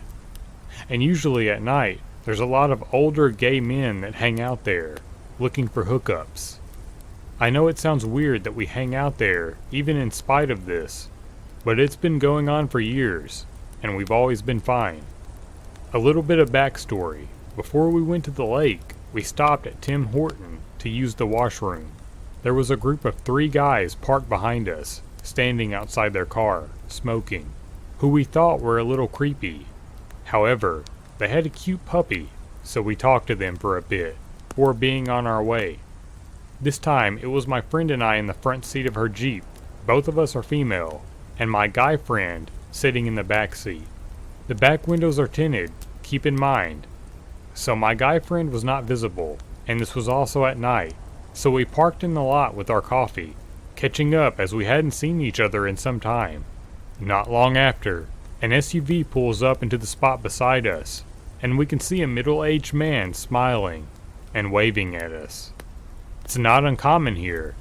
I mean, how else are you going to find a random hookup in a situation like that? But it struck us odd, considering the visitors to this park usually take their business elsewhere when they see 2 women in the car. He stayed for a few minutes, continually trying to get our attention. We tried to ignore it in hopes he would take the hint and leave. But after a while, we started to get creeped out and left. We had just exited the parking lot and were headed down the short residential street that led to the main road, when we saw headlights not too far behind us. Sure enough, it was our buddy from the lake.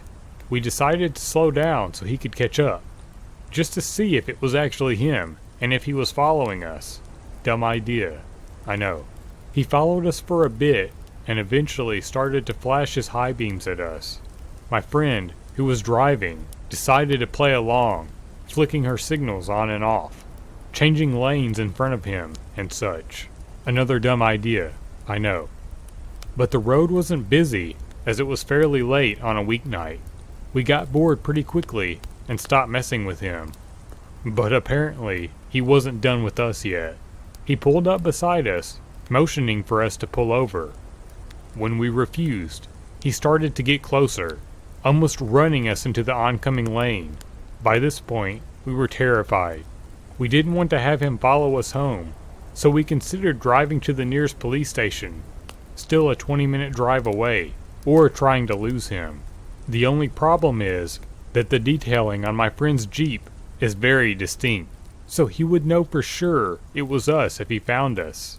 We were just passing the Tim Hortons when I suggested going back there, and hoping those creepy guys with the puppy were still there. We had just missed the Tim Hortons driveway, so we pulled into the next one to turn around, and our stalker pulled in behind us, blocking us in. Luckily, we were able to get over the curb, and the creepy guys were still at the Tim Hortons. We pulled up beside them and told them what happened, so when our stalker pulled in, they greeted him with a baseball bat. He peeled out of there pretty fast, but we did see him cruise by a couple more times. As we stuck around for an hour or two to make sure he was gone, we haven't seen him at the lake since.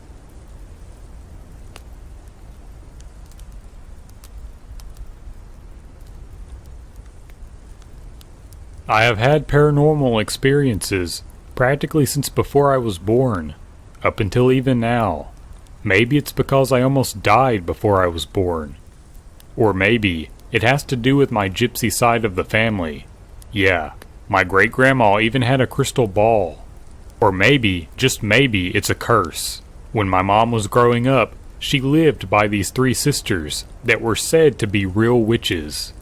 Long stringy hair, claw-like nails, and long black dresses.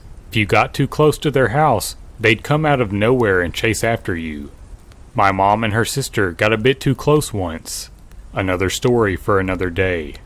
They say if you play with stuff like Ouija boards, tarot cards, and things of that nature, you will invoke the dead or evil spirits. I never did, but to this day they still find me. When my mom was pregnant with me, she would have all kinds of bad visitations when my dad left the house. I was near death in utero, but they didn't find out until I was born. I was suffocating, being strangled at the waist with my umbilical cord. When she would lay down on her bed alone, the other side would go down, as if someone was sitting there, then laying down next to her on the empty side. Then she would see a dark figure stand at the foot of the bed, as if it was watching over us. She always had these horrible sinking feelings when my dad left for work. My mom and I bought a little starter house for us and our 5 kids after my dad left. It was small, but we made it work. When we got settled though, all kinds of creepy stuff started to happen. The dryer would go on and off periodically day and night when it wasn't being used. You would hear kids running up and down the hallway when my brother and sisters were at school and my baby was asleep, or at night when we were all asleep. It would wake us up, and no one went back to sleep.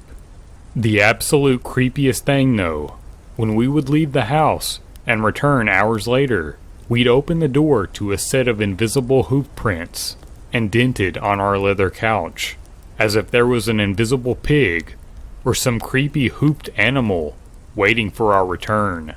In the house before that, you would always hear a ball bouncing in the attic. We had no toys in the attic, only old clothes, holiday decorations, and stuff like that boxed up. When I was a toddler, I had a dolly like most girls. It was a cute little doll with curly blonde hair, a pink and white polka dot jumper, and a pull string. It would say things like, "I love you, Mommy," or "Hungry, Mommy." Cute, right? Well, not to my Uncle Doug. When he babysit me and we would play with my dolls, if he pulled the string, it didn't say those cute little phrases to him. When he pulled the string, it would say things like, "Die, expletive," or "I'm gonna kill you, ha ha ha ha." If anyone else in the family tried it, It would go back to saying, "I love you, Mommy." It only did that to him. Skip a couple of years. We had a house in Cedar Falls, Iowa. You would always hear scratching at the attic door. I don't mean like an animal that got stuck in the attic type scratching. This was like human scratching, not clawing, trying to get free with all their might. Our poor little dog would go nowhere near the attic.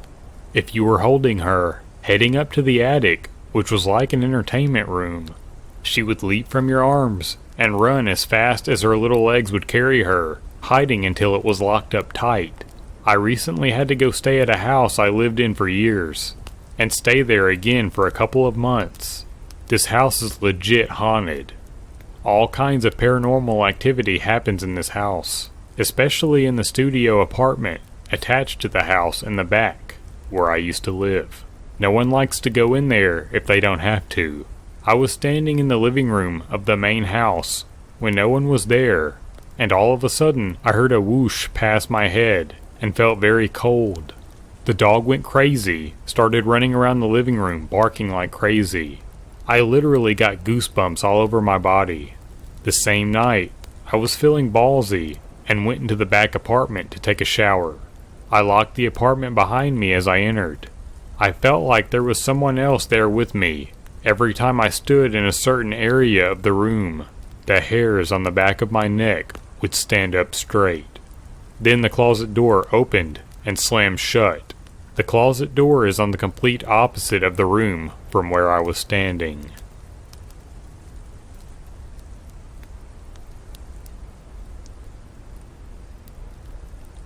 So a few weeks ago, 2 days after I turned 16, I was hanging out with my girlfriend at my house. I had just drove myself back from Brazilian Jiu-Jitsu, but stopped to pick up my girlfriend on the way. My parents got me a new motorcycle a few days prior for my birthday.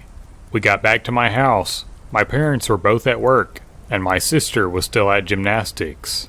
We watched a movie while eating dinner. We ended up falling asleep on a full stomach. We got a knock at the door. I looked at what time it was. It was 7:30.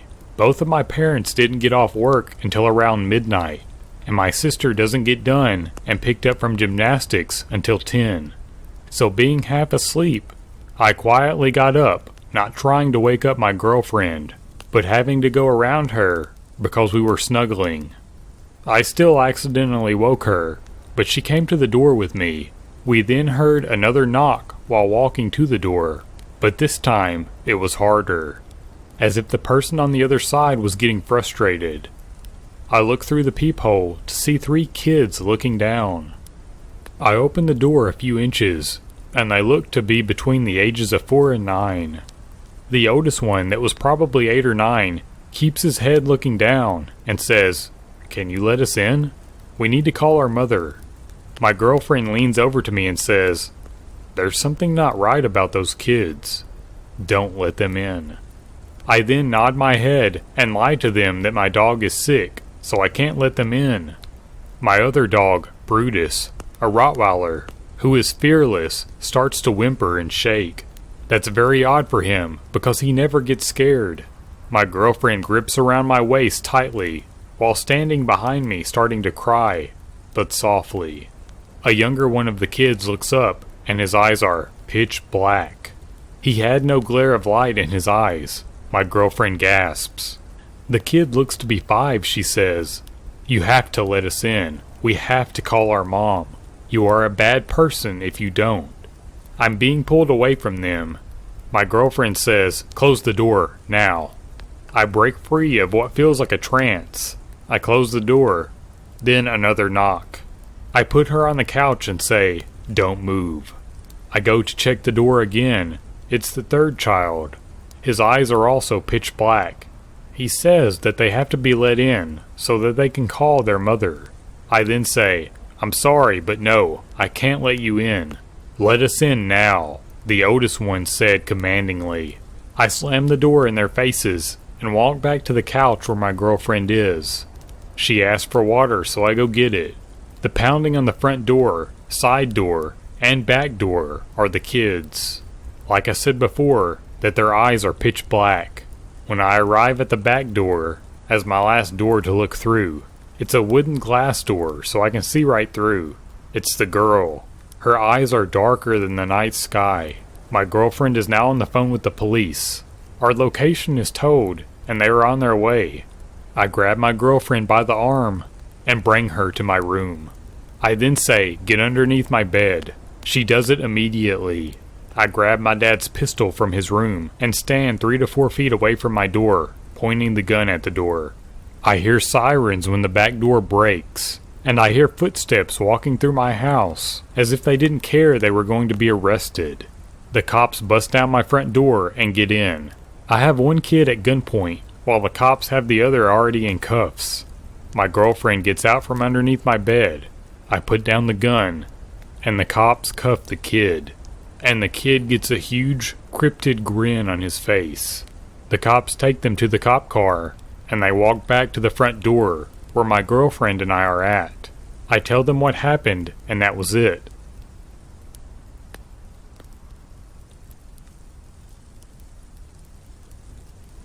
Tommy and I left school together as per my mother's advice. She was stuck at the ER. The buses weren't running due to the snowstorm, and I lived much too far to safely get back home. Tommy, on the other hand, lived a mere 10 minutes from our school, and as we were good friends, it seemed smartest to go with him until she was able to get me. I liked Tommy enough, and looked forward to checking out the epic video game collection he frequently bragged about. So this was perfectly fine with me. My mom explained she talked to his mother previously, and he was waiting near the entrance, where I found him in his puffy coat, scarf wrapped and ready, and gloves locked and loaded like mine, waving. Flurries filled the sky, dimming the sun to an almost misty veil, beautiful and serene, despite the howling wind. The lack of road traffic added to the surreal environment, and I realized how alone we truly were as we started off on our short walk behind the field to Tommy's place. It was too windy to talk. I tried a few times, but he cocked his head squinting, clearly unable to hear amidst the heavy gust. So I figured I'd wait to tell him about the new comic I'd found. A muffled crackling sound seemed to echo from the woods to the right. We both stopped dead, only our wide, uncovered eyes capable of displaying the fear we both had felt. "Let's get the hell out of here," I yelled over the wind to Tommy, answered by his rapid nodding, and we began trudging as fast as the snow would allow. A sudden gust of wind blinded us as we walked directly into it, freezing my lashes and causing me to squint heavily. I called over, expecting a reply, but only the howling wind was heard as it screamed into my face with an arctic gust and another cracking sound. "Tommy!" I called out, shielding my eyes with my heavy gloves, but I couldn't see him anywhere. I backtracked to see if he'd fallen in the increasingly limited visibility, only then finding his footprints a bit back, angling off to my left. Realizing I must have missed him turning, I began following his steps, deep set into the fresh snow, while calling his name, to no reply. A few meters in, the footprints spread as if he was running, and concern grew in my subconscious that quickly changed to fear. The steps seemed not only spaced farther apart in sprint, but the left and right prints began to get increasingly farther apart as well, as if his stance had widened exponentially. I realized he might be running side to side in silly steps, playing games. So I said, "Stop goofing around, Tommy. Slow the hell down," trying not to seem like the kid I was. The steps grew impossibly wider apart, 3, 4, 5, 6 feet between, and they kept increasing before a spattering of red began to fleck the snow in the space between them. I began hyperventilating and pulled my inhaler from my pocket when I heard it again. The horrible cracking shook the forest with an echo, the sound we'd heard before, realizing it sounded less like tree branches and more wet and crisp. I listened deep to what sounded like heavy breathing, barely audible in the breaks from the heavy gust of wind coming from the trees ahead. On either side of the growing, dark red trail, The footsteps vanished into the heavy woods, where I saw two small reflecting circles, the size of human eyes about 5 feet apart, blink from the shadows within. I turned back and I ran, following my footprints as best as I could, with my lungs and heart pounding under my heavy coat. When I got back to school, Tommy was standing there in his coat, scarf, and gloves, asking me where the hell I'd been at and why I was shaking so hard. He then led me in the other direction on that short walk to his house, away from those woods.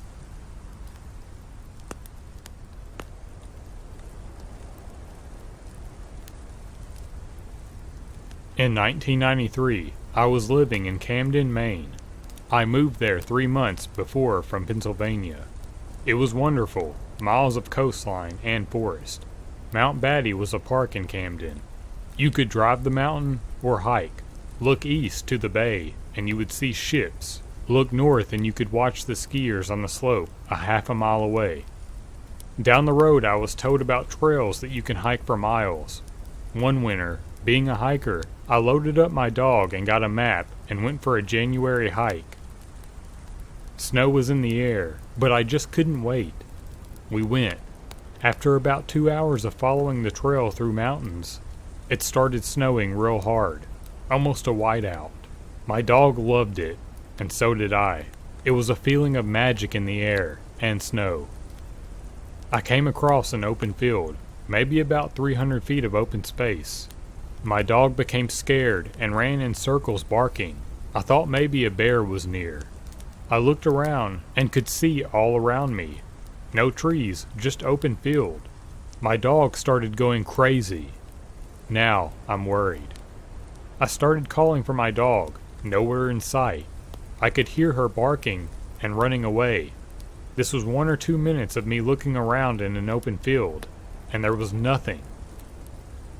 I turned to my left, and there is this man standing about 3 feet from me. I almost fell over from shock. Where did this guy come from? I backed off about 5 feet and looked at him. At the time I was so shocked to think clearly, so I just said, "Where did you come from?" He was over 6 feet and pure white, like a plastic doll. He didn't answer me, so I turned around because I heard my dog again far away. It was 3 or 4 seconds, and I turned back around, and he was gone. It was snowing like hell all of a sudden, and I started looking this way and that. No one. All there was my footprints in the snow. I started getting out of there. About 20 feet down the trail, I saw a footprint alongside my half-snow-covered print. As I walked, there was another print about 10 feet away, new and fresh. Every 10 feet another, all going the opposite way. I tried running and jumping to match the strides of the prints. No way I could do it. I'm 6 foot and could not match the stride. It was going the way I came in, so I followed it, still hearing my dog. All of a sudden, with fresh snow, my old prints pretty much covered. They disappeared. I followed my prints to get back out the way I came. When I got back to my truck, my dog was underneath it and not willing to get out from under the truck. I'm part American Indian, and I've heard stories about wood sprites. They can take the shape of people, but look fake if you look close. I think that is what I ran into that day. A week or so later, I went back the same way as before. I never found that open field again, only mountain trails.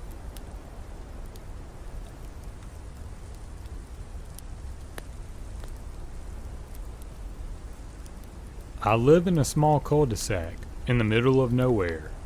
The nearest neighborhood is over 4 miles away. One night a few years ago, we got over 1.5 feet of snow overnight. So far from the main roads, and on the weekend, I knew our roads will remain unplowed for quite some time. I went to my deck out back to admire the snow-draped trees and the still heavily falling flurries when I noticed footprints leading to my door, then turning around and leaving. I looked and saw that they came from my neighbor's side and thought that one of their more delinquent kids played a joke as my sledding tube on the railing was popped. I decided I'd wait till later as it was early to call their parents. I went on Facebook, and after scrolling for a bit, I noticed one of my neighbors closer to the entrance posted, "Did someone knock for me or something? At my back door?" I immediately called her and told her I have an idea. I called the first house on the entrance and told him what was going on. He went and checked, and sure enough, they were there too. Everyone started calling everyone else. I called the family at the far end, and they told me there was none there. Then I got a call from my next door neighbor. She called the woman that lives next to the in-house. She said that there were footprints that led to her door, but none that led away. We already called the police by this point, but now we called them back and said that it's an emergency now. They told us the roads are still unplowed, and they can't send a plow truck to clear the way, as they are a privately owned company. The woman was losing it, so one of the husbands, huge bear of a man, across the road from her, texted her to say he was coming over to invite her over. He came and she left. We put up one guy's live feed motion recording hunting cameras, facing all exits. Nothing came out. Around 7 p.m., a plow truck came, as well as 3 cop cars. The couple she was staying with and her went to her house and stood in the doorway as the police searched. They found nothing. She begged them to keep looking, so they did. 2 of the cops went into the basement again. This time only one came up. He took her to the side room, and we could hear hysterical crying. By now, we are all out there. Me and a few of the other guys started towards the door when several police confronted us. They told us they found someone hiding under a cover opening in the stairwell that she didn't even know existed. A few minutes later, a scruffy man screaming and kicking came out in cuffs and was led away. In his little campout, they found blankets she just cleaned and put away. She stayed in other people's houses for a long time before going back. Even then, she wouldn't stay alone. She sold the house the next summer. He turned out to be a thrill-seeking junkie who was on probation for assault against a family member.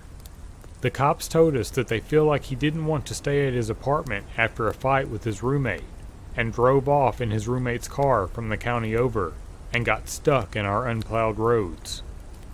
We all were called as witnesses in the case, and he took some electronics from her basement. Couldn't get him on that, since he never left with the stuff. It was about 4 months of court.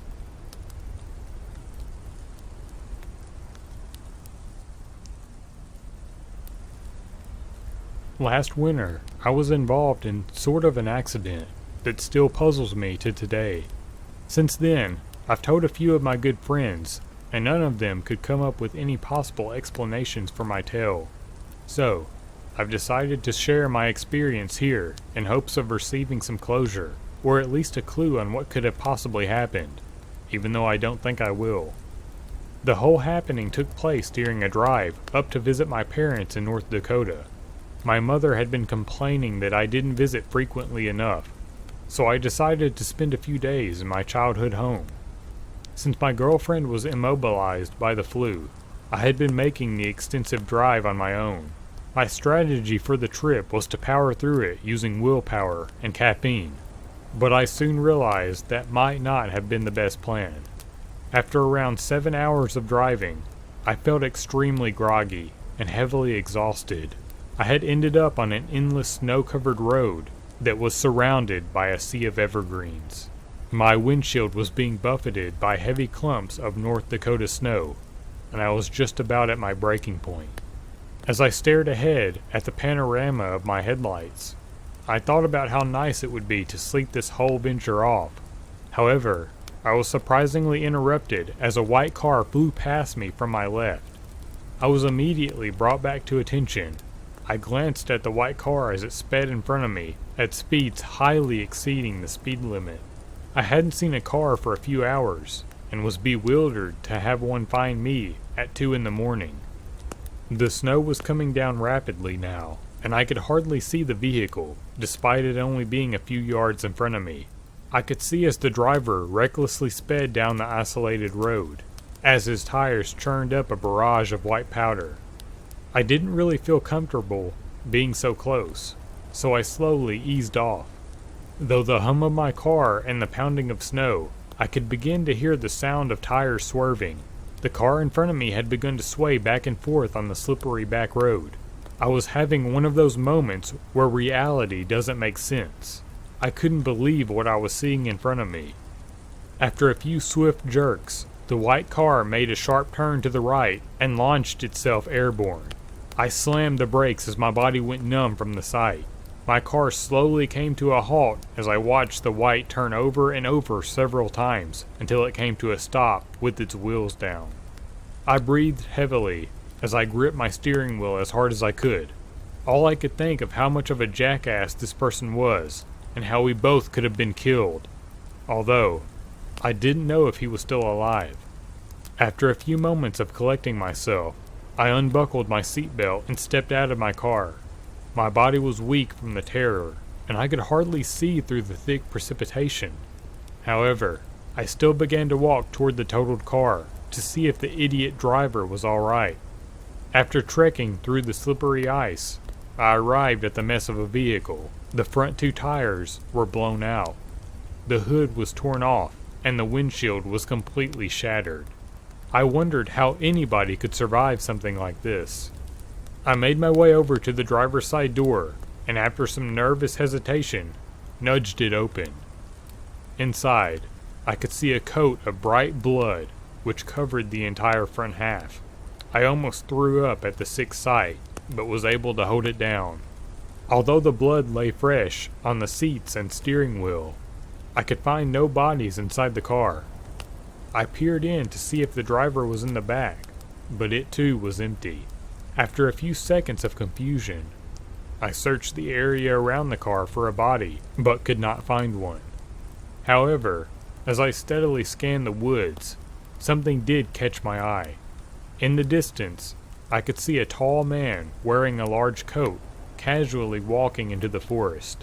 A trail of blood followed after him as he kept his eyes forward and never turned to see me. "Hello?" I screamed after him. No answer. "Are you all right?" Still no answer.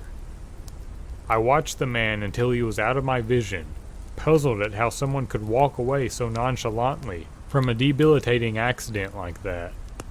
After starting to feel a little nervous, I went back into my car and drove off to the first town I could find. I told the local police, and after a short search, I was told to continue on my way. I still have no explanation about this man. He could have possibly had brain damage and was just wandering into the forest. I'm not sure, but I doubt he's alive anymore. I feel terrible that I didn't go after him, but in my defense, I was consumed by fear. For some reason, this man had an odd walk that I had never seen before. It made me believe that he was not like me, but instead something else.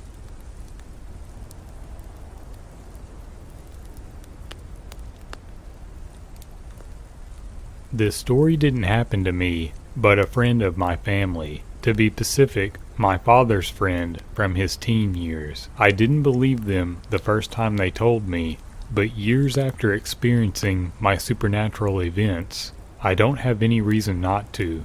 Just a little background. My father and his friend, who I will name John just for privacy, used to be interested in demonic and satanic things like music, symbols, and even so far as to attempting to make contact with otherworldly beings. I'm not a religious or spiritual person, but something about this story gives me the chills recalling it.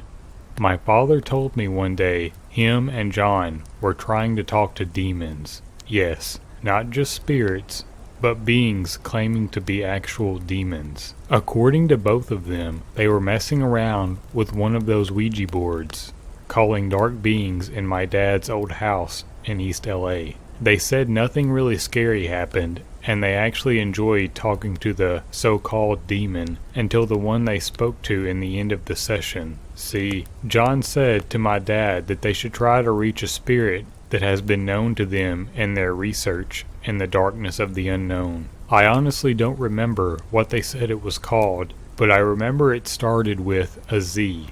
They said they asked it many questions about the past, present, and future. They never told exactly what they were asking this being, but what they told me about the events right after they said goodbye. My father said as soon as it said goodbye, he heard something moving in his backyard. John and my dad got scared, most likely from the energy surrounding them. My father, always being the one with a curious mind, even till this day, wanted to see what was causing the noise. Him and John, walking quietly to the back door while getting closer, were able to hear clearly what the noise was. Each step made the movement sound like rocking and creaking. Right as my dad grasped the handle of the back door, they heard a sound that a horse would make while riding around. Both of them now creeped out, but now confused and more curious than ever. They opened the door and slowly walked out of the doorway. My father was the first one to notice it. He said that as he laid his eyes on it, chills ran up his whole body. What he saw was an old toddler's rocking horse his family had for years. Yes, an old vintage rocking horse gave my father and John chills. It wasn't the rocking horse that scared them, but how it changed from the way they knew how it looked. To them, the horse's eyes were a glowing blood red, staring directly at them, that were always a dark brown to my dad, while it rocked slowly without any signs of slowing down. Just a constant rock. They both turned back and locked the door as fast as they could. That was the first time my father said he had been through that, but it continued for 5 months around the same time every night. Though it creeped him out, but never anything too scary or harmful occurred. Until the incident that happened to John, the day after the rocking horse suddenly stopped the creepy events. My father was the first to tell me about it. I later asked John to make sure my dad wasn't just messing with me, but he also told me the exact same story. The story went as follows. One night, John and his girlfriend were talking on the phone, like they did every night, just about random subjects and daily duties. At some point, they started talking about the supernatural and the unknown. It was a very normal conversation to them. According to John's girlfriend, John was acting strange and somewhat paranoid, talking about the subject that night. This story is from John's girlfriend's point of view. She said that slowly she started to hear voices from multiple beings that started as distant whispers. She asked John if anyone else was home with him or in the same room, but John said no one was home with him, but he felt like he was being watched. As John kept talking about how he had been feeling strange since him and my father first seen the horse rocking, his girlfriend said the distant whispers began to get louder and louder, to a point that she thought it was a prank. John, my dad, and another friend were pulling on her. Yet every time she asked John about the voices, he swore he didn't hear them. Till this day, he denies hearing any voices, just the feeling of eyes on him and a deep, dark energy around him.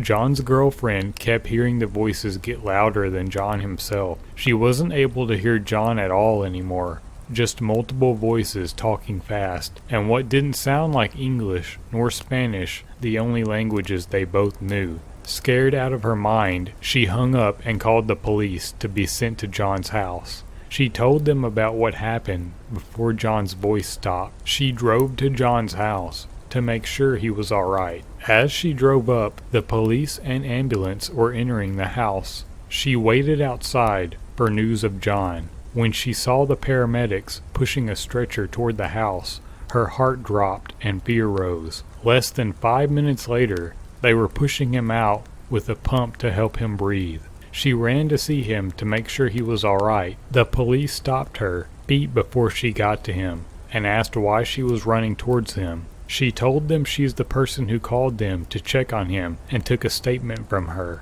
After they told her that she might have saved his life, when he wasn't answering, they broke down the door and found John on the floor convulsing like a seizure when holding the phone in his hand still. John was perfectly fine after he woke the next day, but didn't remember much from the night before. The paramedics that helped him said he had a seizure, but very mild and minor harm was done to him. They also said they estimate he was having it for 15 minutes after being touched by one of the paramedics on scene. I'm glad to say John or my dad has never been through anything else as scary, and both are in good health. I don't know if I believe them, but the way they speak of those times with such fear, regret, and worriness in their voices, it's kind of hard not to believe them.